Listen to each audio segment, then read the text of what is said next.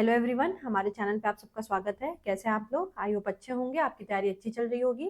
तो जैसा कि आपको पता है कि अब यूपी ट्रिपल एससी के पीवाईक्यू की श्रृंखला में अभी तक एग्जामों में पूछे गए क्वेश्चंस को देख रहे हैं, जिसमें हम सबसे पहले पॉलिटी सब्जेक्ट के क्वेश्चन को देख रहे हैं, जिसमें हमने लगभग 4-5 चैप्टर कर लिए हैं।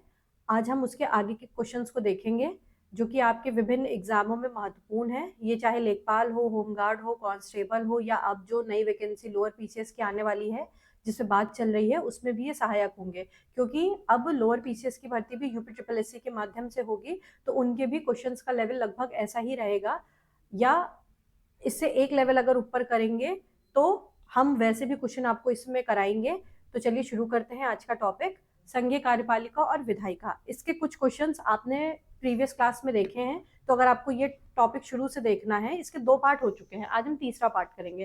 तो इसके 2 पार्ट आप देख लीजिए पुराने वीडियोस में, और शुरू से देखिए ये वीडियो, ताकि आपको क्रम समझ में आए और आप समझ पाए बेहतर तरीके से कि क्वेश्चन कैसे पूछे जाएंगे।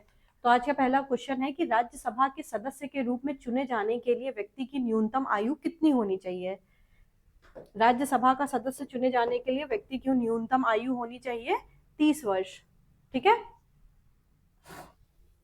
देखिए राज्यसभा का सदस्य बनने के लिए न्यूनतम आयु 30 वर्ष है, जबकि लोकसभा का अगर सदस्य बनना होता है तो उसके लिए न्यूनतम आयु 25 वर्ष होती है। इसी प्रकार अगर राज्य की विधानसभा का सदस्य बनना हो तो न्यूनतम आयु 25 वर्ष है, और अगर विधान परिषद का सदस्य बनना हो तो न्यूनतम आयु 30 वर्ष है। ठीक है, ये याद रखेंगे। राज्यसभा का सदस्य बनने के लिए 30 वर्ष, लोकसभा का बनने के लिए 25 वर्ष, राज्य विधानसभा का सदस्य बनने के लिए 25 वर्ष, और राज्य विधान परिषद का सदस्य बनने के लिए 30 वर्ष। आगे चलते हैं। संसद के दोनों सदनों की संयुक्त बैठक बुलाने का अधिकार किसके पास है? लोकसभा अध्यक्ष, भारत के राष्ट्रपति, भारत के प्रधानमंत्री, या भारत के उपराष्ट्रपति? संयुक्त बैठक, संयुक्त बैठक बुलाने का अधिकार होता है भारत के राष्ट्रपति के पास। संयुक्त बैठक की अध्यक्षता कौन करते हैं? लोकसभा अध्यक्ष करते हैं। तो इस चीज में बिल्कुल कंफ्यूज नहीं होंगे, बुलाता कौन है? राष्ट्रपति, लेकिन अध्यक्षता कौन करते हैं? वो लोकसभा अध्यक्ष करते हैं। और संयुक्त बैठक का प्रावधान कौन से अनुच्छेद के तहत दिया हुआ है? यह अनुच्छेद 108 के तहत है।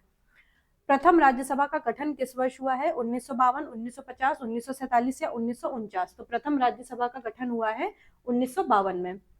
देखिए, भारतीय संविधान के प्रवर्तन के बाद काउंसिल ऑफ स्टेट्स यानी कि राज्यसभा का गठन सर्वप्रथम 3 अप्रैल 1952 को किया गया था। इसकी पहली बैठक 13 मई 1952 को हुई थी। ये भी पूछता है आपसे कि राज्यसभा की पहली बैठक कब हुई थी, तो इसकी पहली बैठक 13 मई 1952 को हुई थी, ये आप याद रखेंगे। इसकी अध्यक्षता तत्कालीन उपराष्ट्रपति डॉक्टर सर्वपल्ली राधाकृष्णन के द्वारा की गई थी। ये जो पहली बैठक हुई थी, इसकी अध्यक्षता उपराष्ट्रपति डॉक्टर सर्वपल्ली राधाकृष्णन के द्वारा की गई थी। फिर 23 अगस्त 1954 को अध्यक्ष ने सदन में घोषणा की कि काउंसिल ऑफ स्टेट को अब राज्यसभा के नाम से बुलाया जाएगा, या राज्यसभा के नाम से जाना जाएगा। और इस समय वर्तमान में सभापति कौन है? सीपी राधाकृष्णन, जो कि उपराष्ट्रपति, और जैसा कि आपको पता है कि जो राज्यसभा के सभापति होते हैं वो कौन होते हैं? उपराष्ट्रपति होते हैं। उपराष्ट्रपति राज्यसभा के पदेन सभापति होते हैं। भारत में किसी दूसरे देश के साथ युद्ध की घोषणा करने का अधिकार किसके पास होता है? राष्ट्रपति, प्रधानमंत्री, या रक्षा मंत्री? तो भारत में किसी दूसरे युद्ध के साथ युद्ध की घोषणा करने का अधिकार राष्ट्रपति के पास होता है, यानी कि इसका उत्तर क्या होगा? बी, केवल पी। राष्ट्रपति देश की सुरक्षा बलों का सर्वोच्च कमांडर होता है। वह रक्षा बलों के प्रमुख की नियुक्ति भी करता है। उसे युद्ध और शांति घोषित करने का अधिकार प्राप्त होता है। ठीक है, और ये सारी जो शक्तियां हैं, इसका प्रयोग राष्ट्रपति मंत्रिपरिषद की सलाह पर ही करता है। राष्ट्रपति और उपराष्ट्रपति के चुनाव के संबंध में चुनाव याचिका को डैश के समक्ष दायर किया जा सकता है। किसके समक्ष दायर किया जा सकता है? डैश डैश डैश के समक्ष दायर किया जा सकता है। राष्ट्रपति और उपराष्ट्रपति के चुनाव के संबंध में चुनाव याचिका को किसके समक्ष दायर किया जाता है? तो ये किया जाता है सर्वोच्च न्यायालय के समक्ष। ठीक है, ये क्या है? संविधान के अनुच्छेद 71 के अंतर्गत राष्ट्रपति और उपराष्ट्रपति के चुनाव के संबंध में चुनाव याचिका को सर्वोच्च न्यायालय के समक्ष दायर किया जा सकता है। भारत का संविधान भारत के महान्यायवादी की नियुक्ति का अधिकार देता है किसको? भारत के महान्यायवादी की नियुक्ति का अधिकार होता है भारत के राष्ट्रपति के पास, और जो भारत का महान्यायवादी होता है ये सर्वोच्च विधि अधिकारी होता है। ठीक है, ये देखिए अनुच्छेद 76 भारत के महान्यायवादी की नियुक्ति का अधिकार राष्ट्रपति को देता है। महान्यायवादी भारत सरकार का प्रथम विधि अधिकारी होता है। या राष्ट्रपति के प्रसाद पर्यंत अपना पद धारण करता है, या किसी भी सदन में अथवा उसकी समितियों में बोल सकता है, किंतु उसको मत देने का अधिकार नहीं होता है। ठीक है, उसको मत देने का अधिकार नहीं होता है, लेकिन वो भाग ले सकता है। भारत के राष्ट्रपति को डैश प्रणाली के अनुसार एक निर्वाचक मंडल के द्वारा सदस्यों द्वारा चुना जाता है। किसके द्वारा? एकल हस्तांतरणीय मत के माध्यम से आनुपातिक प्रतिनिधित्व। देखिए, संविधान के अनुच्छेद 55 के अनुसार भारत के राष्ट्रपति का चुनाव एकल हस्तांतरणीय मत के माध्यम से आनुपातिक प्रतिनिधित्व प्रणाली के अनुसार एक निर्वाचक मंडल के सदस्यों के द्वारा किया जाता है। इसमें संसद के दोनों सदनों और राज्यों की विधानसभाओं के निर्वाचित सदस्य भाग लेते हैं। मनोनीत सदस्यों को राष्ट्रपति के निर्वाचन में मतदान करने का अधिकार नहीं होता है। ठीक है, राष्ट्रपति द्वारा प्रख्यापित अध्यादेशों के बारे में कौन सा सही है? राष्ट्रपति द्वारा घोषित अध्यादेश की शक्ति कानून के समतुल्य ही है, यानी कि जो पावर किसी लॉ को है वही पावर राष्ट्रपति के अध्यादेश को भी है। संसद के दोबारा बैठने पर बैठक की तारीख से 3 सप्ताह के बाद अध्यादेश निष्क्रिय हो जाता है, ऐसा कोई प्रावधान नहीं है, लेकिन ये बिल्कुल सही है। तो इसका उत्तर क्या होगा? केवल ए। देखिए, अनुच्छेद 123 में यह आर्टिकल भी आप याद रखेंगे कि अनुच्छेद 123 में यह प्रावधान है कि अगर संसद के दोनों सदन अगर सत्र में नहीं है और राष्ट्रपति को यह ज्ञात हो जाए कि ऐसी परिस्थितियां उत्पन्न हो गई हैं कि तुरंत कार्यवाही करना आवश्यक है, तो राष्ट्रपति अध्यादेश जारी कर सकता है, या अध्यादेश 6 माह तक ही प्रवर्तन में रहता है यदि इसी बीच इसे संसद के दोनों सदनों से अनुमोदित ना करा लिया जाए। कहने का तात्पर्य यह है कि राष्ट्रपति ने अध्यादेश जारी कर दिया, ठीक है, उसके बाद अगर संसद के दोनों सदनों द्वारा इसको अनुमोदित नहीं कराया जाता है तो सिर्फ ये 6 महीने तक ही चलेगा, और अगर अनुमोदित करा लिया गया तो आगे बढ़ जाएगा, कंटिन्यू हो जाएगा, लेकिन अगर अनुमोदित नहीं कराया गया तो 6 महीने तक चलेगा, इसके बाद फिर अपने आप नल एंड वॉइड हो जाएगा ये। ठीक है, लेकिन यह अनुमोदन के बाद में प्रारंभ होने वाले सदन की तिथि से 6 सप्ताह के अंदर दोनों सदनों के द्वारा पारित कराना आवश्यक होता है। ठीक है, ये वाला पॉइंट आप याद रखेंगे कि अनुमोदन के बाद में प्रारंभ होने वाले सदन की तिथि से 6 सप्ताह के अंदर। ठीक है, कितने सप्ताह के अंदर? 6 सप्ताह के अंदर। यहाँ पे क्या लिखा हुआ था? यहाँ पे लिखा था 3 सप्ताह, इसी वजह से ये गलत भी था। ठीक है, तो क्या है? अनुमोदन के बाद प्रारंभ होने वाले सदन की तिथि से 6 सप्ताह के अंदर दोनों सदनों के द्वारा पारित कराया जाना आवश्यक होता है। राष्ट्रपति के विरुद्ध महाभियोग के संदर्भ में निम्नलिखित में से कौन सा सही है? दोनों सदनों के सदस्य बहस में हिस्सा लेते हैं, परंतु केवल राज्यसभा के सदस्यों को मत देने का अधिकार होता है। राष्ट्रपति के विरुद्ध महाभियोग तभी लाया जा सकता है जब वे राष्ट्रपति पद के लिए अयोग्य सिद्ध हो जाए या फिर वित्तीय अनियमितता में लिप्त पाए जाएं। तो इसका उत्तर क्या होगा? दोनों ही ठीक नहीं है, दोनों ही गलत है। क्यों? देखिए, राष्ट्रपति द्वारा संविधान का अतिक्रमण करने पर उन्हें महाभियोग लगा के हटाया जा सकता है। महाभियोग का संकल्प संसद के किसी भी सदन द्वारा प्रारंभ किया जा सकता है, लेकिन जिस सदन के द्वारा महाभियोग प्रारंभ किया जाएगा उसके 1/4 सदस्यों द्वारा हस्ताक्षरित आरोप पत्र राष्ट्रपति को 14 दिन पूर्व देना होगा, यानी कि 14 दिन पहले राष्ट्रपति को नोटिस भेजना पड़ेगा।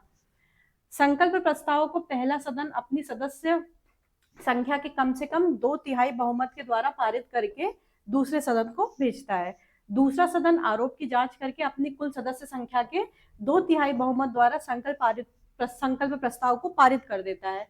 तो महाभियोग की कार्यवाही पूरी हो जाती है और राष्ट्रपति अपना पद छोड़ देता है। ठीक है, यानी कि यहाँ पे जो स्टेटमेंट दिया गया था ये दोनों ही गलत है। आगे बढ़ते हैं। भारतीय संविधान के अनुच्छेद 80(1) के अनुसार राज्यसभा की संरचना में क्या क्या निहित है? तो राष्ट्रपति द्वारा मनोनीत 12 सदस्य, राज्य और केंद्र प्रशासित प्रदेशों के अधिकतम 238 प्रतिनिधि। तो ये दोनों ही ठीक है। इसका उत्तर क्या हो जाएगा? सी। देखिए, अनुच्छेद 80 में राज्यसभा की संरचना का उल्लेख है। इसके अनुसार राज्यसभा के सदस्यों की अधिकतम संख्या 250 होगी, जिसमें राष्ट्रपति द्वारा मनोनीत 12 सदस्य और राज्य और संघ क्षेत्रों के अधिकतम 238 प्रतिनिधि शामिल होंगे। राज्यसभा में राज्यों और संघ राज्य क्षेत्रों के प्रतिनिधियों का उल्लेख 4थी अनुसूची में किया गया, यह आप याद रखेंगे। ठीक है, कि राज्यसभा में राज्यों और संघ राज्य क्षेत्रों के प्रतिनिधियों का उल्लेख 4थी अनुसूची में किया गया है। इस अनुसूची में केवल 233 प्रतिनिधियों का उल्लेख है, जिससे स्पष्ट होता है कि वर्तमान राज्यसभा की प्रभावी संख्या 245 है।